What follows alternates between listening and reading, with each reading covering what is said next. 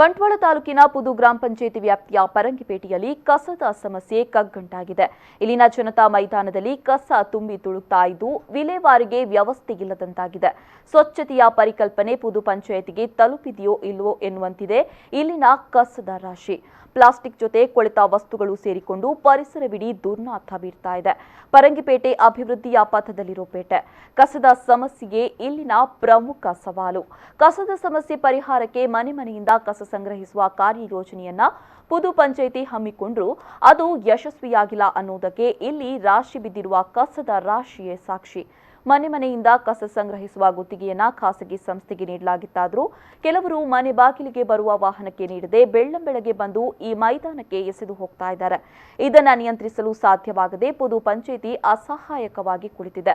ಪುದು ಪಂಚಾಯಿತಿ ಶಾಸಕ ಯುಟಿ ಖಾದರ್ ಪ್ರತಿನಿಧಿಸುವ ಮಂಗಳೂರು ವಿಧಾನಸಭಾ ಕ್ಷೇತ್ರದ ವ್ಯಾಪ್ತಿಗೆ ಒಳಪಟ್ಟಿದೆ.